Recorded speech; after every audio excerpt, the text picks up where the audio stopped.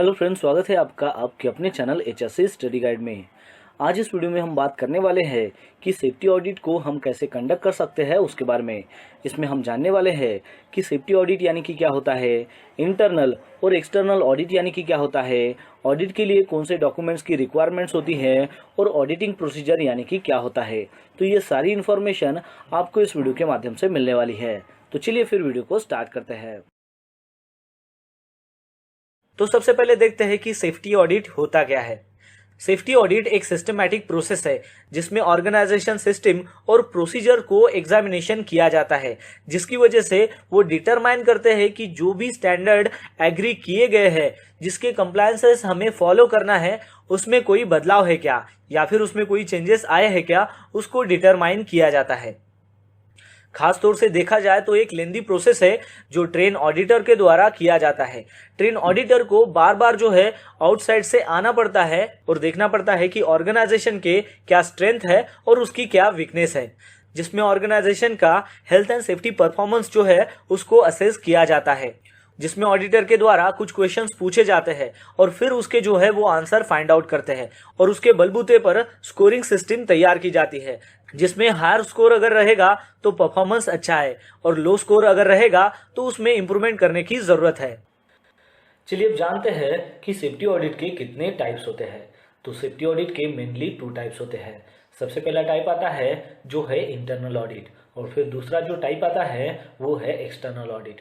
तो चलिए अब जानते हैं कि ये इंटरनल ऑडिट यानी कि होता क्या है। तो इंटरनल ऑडिट जो है वो परफॉर्म किया जाता है जो इंटरनल मैनेजमेंट टीम है उनकी तरफ से या फिर जो कंपनी के एम्प्लॉय है उनकी तरफ से। ये जो कंपनी के ऑडिटर्स होते हैं ये कंपनी का जो परफॉर्मेंस होता है हेल्थ एंड सेफ्टी के बारे में उसको चेक करते हैं। अब ये कंपनी के एम्प्लॉय होने के कारण कंपनी का भी दबाव इनके ऊपर हो सकता है, इसलिए ये हो सकता है कि जो भी इनको डिसीजन सीरियस में ले रहा हो वो वहां पर न ले, क्योंकि आफ्टर ऑल ये जो ऑडिटर्स होते हैं ये डिपेंडेंट होते हैं कंपनी के इंटरनल जो रिलेशनशिप होते हैं उसके ऊपर। चलिए अब जानते हैं कि एक्सटर्नल ऑडिट यानी कि होता क्या है। तो एक्सटर्नल ऑडिट जो है वो परफॉर्म किया जाता है एक्सटर्नल जो एजेंसी है उनकी तरफ से या फिर जो थर्ड पार्टी सर्टिफाइंग जो बॉडी होती है उनकी तरफ से ये एक्सटर्नल जो ऑडिट है ये परफॉर्म किया जाता है।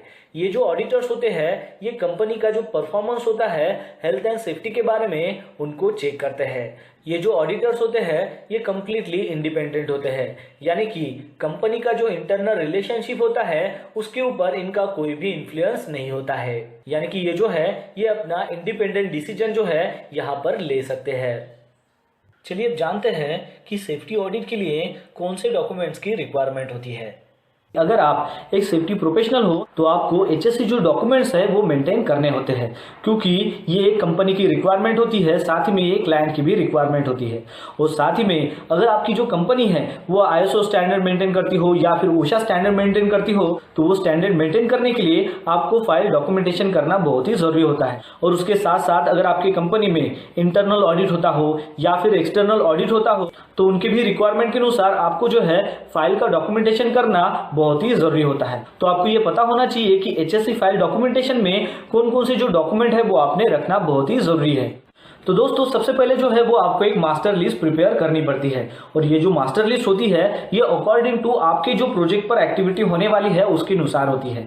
उस मास्टर लिस्ट में आपके प्रोजेक्ट एक्टिविटी में जो भी एक्टिविटी होने वाली है रिलेवेंट टू HSC उसमें सारे फाइल डॉक्यूमेंट्स जो है उसको लिस्ट वाइज आपको बनाना पड़ता है। और साथ ही में क्लाइंट की क्या रिक्वायरमेंट्स है, क्लाइंट क्या चाहते हैं, कौन से डॉक्यूमेंट्स चाहते हैं, उसकी भी एक कंपाइल फाइल जो है वो आपको मास्टर लिस्ट में प्रिपेयर करनी होती है।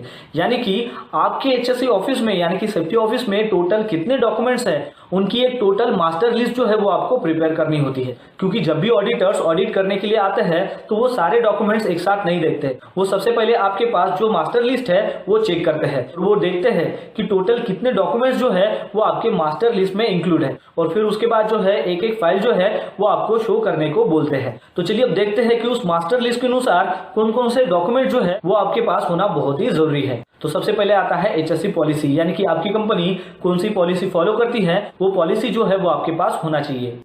फिर उसके बाद आता है वर्क मेथड स्टेटमेंट, यानी कि आपके प्रोजेक्ट साइट के ऊपर जो भी एक्टिविटी होने वाली है उन सभी एक्टिविटी का वर्क मेथड स्टेटमेंट आपके पास होना चाहिए। एग्जांपल जैसे कि एक्सकैवेशन एक्टिविटी हो, कन्फाइंड स्पेस हो, हॉट वर्क हो, वर्क एट हाइट हो, स्कैफोल्डिंग हो, कंक्रीट हो, एक्सेट्रा। फिर उसके बाद आता है HSC मैनुअल, यानी कि प्रोजेक्ट का HSC मैनुअल जो है वो आपके पास होना चाहिए। फिर उसमें आता है कि occupational health and safety management system का मैनुअल आपके पास है क्या, फिर है एनवायरमेंट मैनेजमेंट सिस्टम का मैनुअल आपके पास है क्या, तो ये जो मैनुअल्स है वो आपके पास होना चाहिए। फिर उसके बाद है HSC प्लान, यानी कि कंपनी का HSC प्लान आपके पास है क्या, फिर उसमें इमरजेंसी रिस्पांस प्लान आपके पास है क्या, तो वो भी जो है वो आपको मेंटेन करना होता है। फिर उसके बाद आता है लेजिस्लेशन, यानी कि लीगल रजिस्टर आपके पास है क्या, वो भी चेक किया जाता है। फिर उसके बाद आता है परमिशंस एंड अप्रूवल्स, यानी कि जो भी काम आप करने वाले हो तो उसका जो अप्रूवल्स है वो आपके पास होना चाहिए। एग्जाम्पल के तौर पर वो काम करने के लिए आपको अगर गवर्नमेंट से परमिशन लेना है तो वो जो परमिशन लेटर है यानी कि अप्रूवल लेटर है वो आपके पास होना बहुत ही जरूरी है। फिर उसके बाद आता है मॉक ड्रिल, यानी कि इमरजेंसी जो भी मॉक ड्रिल आप अपने साइट पर करते हो जिसकी फ्रीक्वेंसी 3 महीना हो या फिर 6 महीने के बाद आती है, तो वो जो इमरजेंसी मॉक ड्रिल आप कंडक्ट करते हो तो उसका जो रिकॉर्ड है वो आपके पास होना चाहिए। अब वो जो मॉक ड्रिल होती है वो आपको हर एक बार अलग अलग सब्जेक्ट के ऊपर करनी होती है, जैसे कि फायर के ऊपर आपको मॉक ड्रिल करना है, फिर उसके बाद है कि वर्क प्लेस में जो भी इंजुरी होती है उसके ऊपर आपको मॉक ड्रिल करना है, इमरजेंसी रेस्क्यू कैसे किया जाता है उसके ऊपर आपको मॉक ड्रिल करना है, आग अगर लगी है तो उस आग को कैसे बुझाया जा सकता है उसके ऊपर जो है आपको फायर ड्रिल करना होता है, एक्सेट्रा। फिर उसके बाद है कि आपके पास टूल बॉक्स मीटिंग रिकॉर्ड है क्या, फिर उसके बाद है कि HSC इंडक्शन रिकॉर्ड आपके पास अवेलेबल है क्या, यानी कि आज तक के कितने टोटल जो वर्कर्स है या फिर एम्प्लॉयज है जिनका आपने HSC इंडक्शन किया है वो सारा रिकॉर्ड आपके पास अवेलेबल है क्या, वो भी चेक किया जाता है। फिर उसके बाद है HSC ट्रेनिंग रिकॉर्ड आपके पास है क्या, फिर उसके बाद है कि आपके पास जो भी एक्टिविटी आपके साइट पर होने वाली है उसके रिलेवेंट हीरा आपके पास है क्या, यानी कि हजार्ड आइडेंटिफिकेशन रिस्क असेसमेंट आपके पास है क्या। और ये जो हीरा है इसके अलग अलग नाम होते हैं। किसी कंपनी में अगर आप जाओगे तो वहां पर उसको JSA बोलेंगे, यानी कि जॉब सेफ्टी एनालिसिस। किसी अगर कंपनी में अगर आप जाओगे तो वहां पर TRA बोलेंगे, यानी कि टास्क रिस्क असेसमेंट। लेकिन ये सभी एक ही होता है, तो वो रिकॉर्ड आपके पास है क्या, वो भी चेक किया जाता है। फिर उसके बाद है कि आपके पास PTW रिकॉर्ड्स है क्या, यानी कि परमिट टू वर्क रिकॉर्ड है क्या, वो भी चेक किया जाता है। फिर उसके बाद है कि HSC डेली इंस्पेक्शन रिकॉर्ड आपके पास है क्या, वो भी चेक किया जाता है। फिर उसके बाद है कि आपके पास HSC स्टैटिस्टिक रिपोर्ट है क्या, यानी कि वीकली जो रिपोर्ट आप सबमिट करते हो या फिर मंथली रिपोर्ट जो है वो आप सबमिट करते हो तो वो जो सारा रिकॉर्ड है वो आपके पास होना चाहिए, तो वो भी चेक किया जाता है। फिर उसके बाद है कि HSC मंथली इंस्पेक्शन रिकॉर्ड आपके पास है क्या, वो भी चेक किया जाता है। उसमें जैसे कि लिफ्टिंग टूल्स एंड टैकल्स जो भी आप यूज करते हो साइट पर तो उसका मंथली इंस्पेक्शन का रिकॉर्ड आपको रखना होता है। साथ में जो भी फायर एक्सटिंग्विशर है उसका भी रिकॉर्ड आपको रखना पड़ता है। पावर टूल्स जो भी आप इस्तेमाल करते हो उसका भी मंथली इंस्पेक्शन आपको करना होता है। जो भी सेफ्टी हार्नेस आपके पास है उसका भी मंथली इंस्पेक्शन करना होता है। तो ये जो रिकॉर्ड्स है वो भी आपके पास होना बहुत ही जरूरी है। फिर उसके बाद है कि HSC मिनट्स ऑफ मीटिंग आपके पास है क्या, वो भी रिकॉर्ड चेक किया जाता है। उसमें आता है जैसे कि वीकली मीटिंग अगर आप स्टाफ के साथ कंडक्ट करते हो या फिर क्लाइंट के साथ कोई भी मीटिंग अगर होती है या फिर सेफ्टी कमेटी मीटिंग अगर आप कंडक्ट करते हो तो उसके जो मिनट्स ऑफ मीटिंग रिकॉर्ड है वो आपको इसमें मेंटेन करना होता है। फिर उसके बाद है कि HSC ऑडिट रिकॉर्ड आपके पास है क्या, वो भी चेक किया जाता है। उसमें आता है कि जैसे इंटरनल ऑडिट हो, एक्सटर्नल ऑडिट हो या फिर क्लाइंट से जो भी ऑडिट कंडक्ट होता हो या फिर थर्ड पार्टी कोई भी ऑडिट होता हो तो वो जो सारा ऑडिट रिकॉर्ड जो है वो आपके पास अवेलेबल है क्या, वो भी चेक किया जाता है। फिर उसके बाद है कि आपके पास प्लांट एंड इक्विपमेंट डिटेल्स है क्या, वो भी चेक किया जाता है कि जिसमें एक्सकैवेटर अगर आपके पास है या फिर क्रेन है या फिर JCB है तो उसकी सारी डिटेल्स जो है वो आपके पास होना बहुत ही जरूरी है। फिर उसके बाद है कि आपके पास ड्राइवर और ऑपरेटर की डिटेल्स भी होना बहुत ही जरूरी है, जैसे कि उनका लाइट मोटर अगर व्हीकल लाइसेंस है तो वो आपके पास होना चाहिए, उनके पास अगर हेवी मोटर व्हीकल लाइसेंस है वो भी आपके पास होना चाहिए, और अगर आपके पास क्रेन ऑपरेटर हो या फिर एक्सकैवेटर ऑपरेटर हो या फिर JCB ऑपरेटर हो तो उनकी भी जो डिटेल्स है वो आपके पास होना बहुत ही जरूरी है। फिर उसके बाद है कि HSC ऑब्जर्वेशन रिकॉर्ड आपके पास होना चाहिए, जैसे कि क्लाइंट के जो भी HSC ऑब्जर्वेशंस हो या फिर कॉन्ट्रैक्टर के जो भी HSC ऑब्जर्वेशंस हो या फिर मैनेजमेंट के साथ जो भी वॉक थ्रू होता है तो उसके जो भी HSC ऑब्जर्वेशंस हो तो ये जो HSC ऑब्जर्वेशन है ये भी आपके पास होना बहुत ही जरूरी है। फिर उसके बाद है कि एक्सीडेंट और इंसिडेंट जो रिपोर्ट है वो भी आपके पास होना बहुत ही जरूरी है। तो उसमें आता है कि फर्स्ट एड केसेस हो गए, नियर मिस केसेस हो गए, लॉस्ट टाइम इंजरी हो या फिर फटल एक्सीडेंट हो या फिर फायर इंसिडेंट हो, तो ये जो सारी एक्सीडेंट और इंसिडेंट जो रिपोर्ट है वो भी आपके पास होना बहुत ही जरूरी है।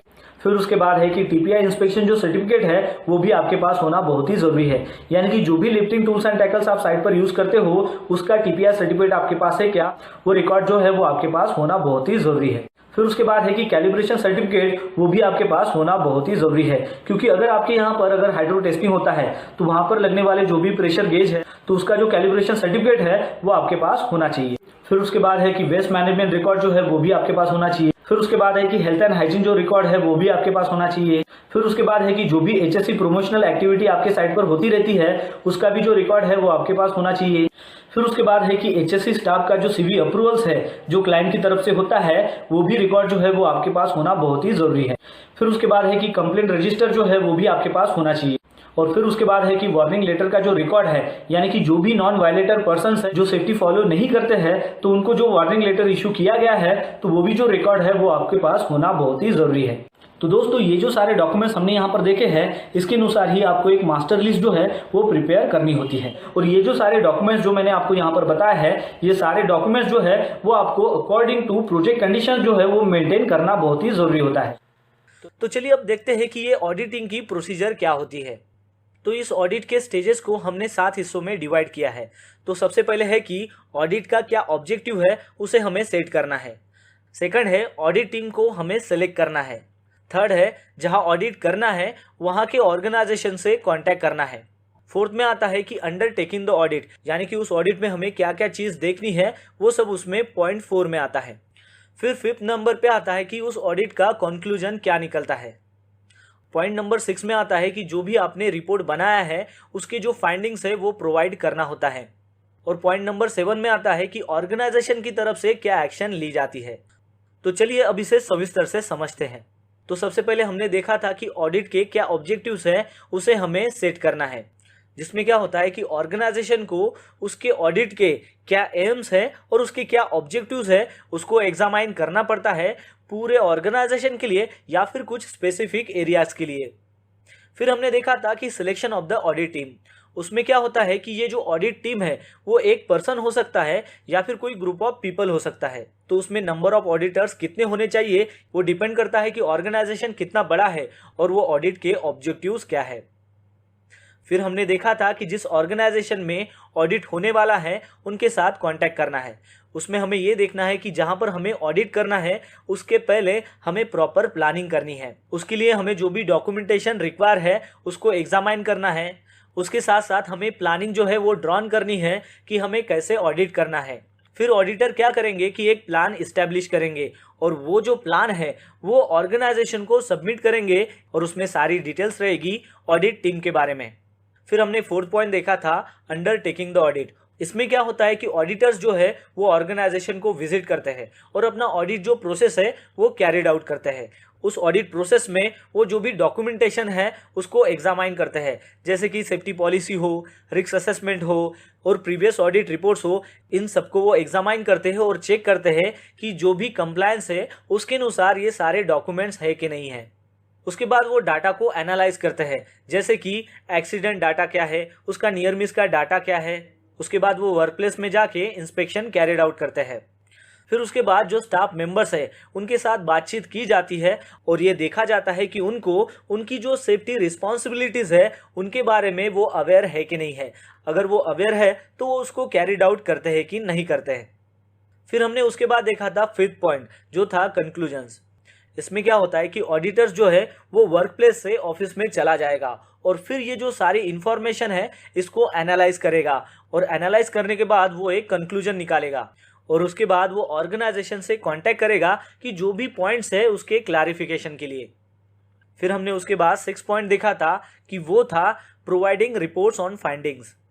इसमें क्या होता है कि फाइनली जो ऑडिटर्स है वो अपना एक रिटर्न रिपोर्ट बनाते हैं और वो ऑर्गेनाइजेशन की जो सीनियर मैनेजमेंट है उसको प्रोड्यूस करते हैं और उसमें समराइज किया जाता है कि इसमें हमने क्या फाइंडिंग्स किया और उसमें मोस्ट जो सिग्निफिकेंट इश्यूज है उसको हाईलाइट किया रहता है। फिर उसमें जो भी कंप्लायंसेस है उसकी सारी डिटेल रहती है और साथ ही में जो सेफ्टी मैनेजमेंट सिस्टम है उनका कहाँ पर फेलियर है वो भी वहाँ पर दिया हुआ रहता है और साथ ही में ऑर्गेनाइजेशन को क्या इंप्रूवमेंट्स करना है उसके लिए वो रिकमेंडेशन भी करते हैं। और लास्ट में हमने 7 पॉइंट देखा था वो था एक्शन बाय द ऑर्गेनाइजेशन। इसमें क्या होता है कि ऑर्गेनाइजेशन को जो भी ऑडिट रिपोर्ट है वहां पर जो भी अपने लैप्सेस है उसको कवर करने के लिए एक्शन लेना पड़ता है। तो दोस्तों आशा करता हूँ कि आपको इस वीडियो के माध्यम से पता चल गया होगा कि सेफ्टी ऑडिट को हम कैसे कंडक्ट कर सकते हैं उसके बारे में। तो बस आज के लिए इतना ही, मिलता है नेक्स्ट वीडियो में एक नए टॉपिक के साथ में। तब तक के लिए टेक केयर, बाय बाय।